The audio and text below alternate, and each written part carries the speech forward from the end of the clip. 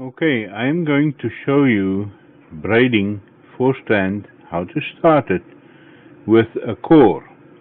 In other words, around a core. In this case, I am using artificial sinew for the core. So I loop that around the hardware that I'm going to use. And in this case, it is a keyring.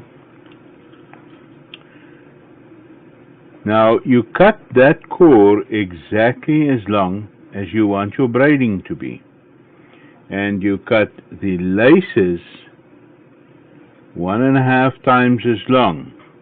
Well, if you're going to braid a foot, you want 18 inches of 4-strand lace hanging down.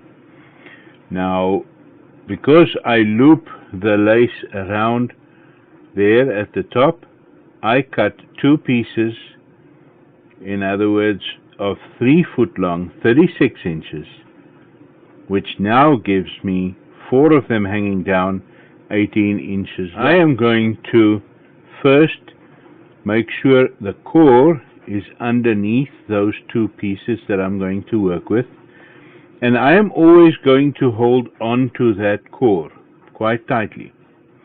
So I drop the laces at the back.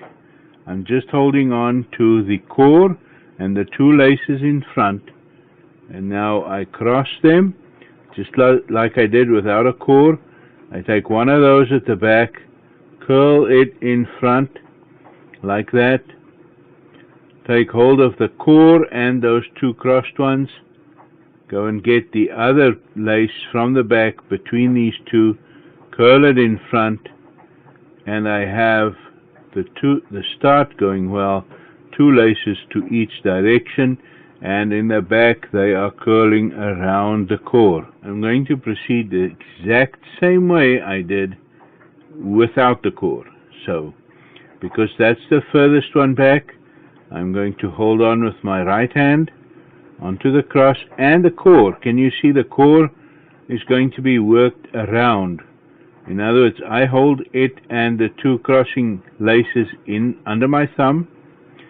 Between these 2, I go and get the one at the back, curl it around, crossing it over that 1 strand as well as over the core. And now I pull it snug.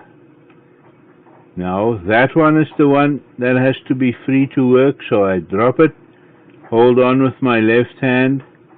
The core is there under that.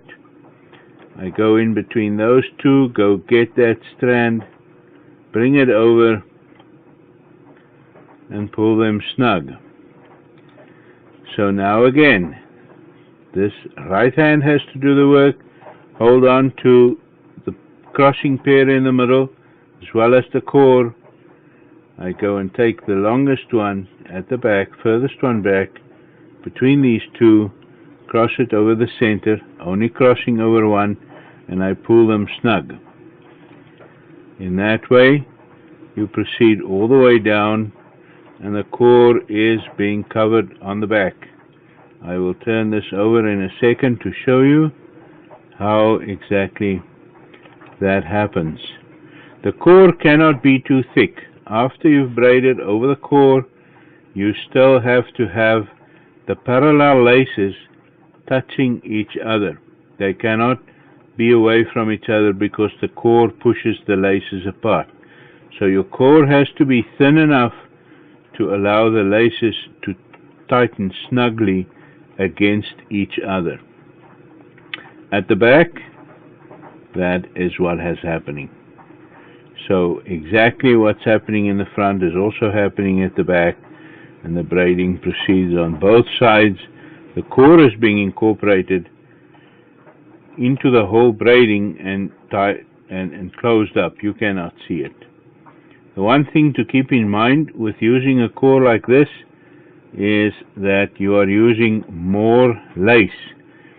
So you would have to cut laces, maybe according to the ballpark I gave earlier, of for every foot of lace, every 12 inches, you will want 18 inches of lace hanging down, 4 of them. But then braid it up and see how much you actually use, because with a core you're going to use much more lace than without a core, and depending on the thickness of the core, you might also use a few inches more or less of lace. So that is how you do it with a core.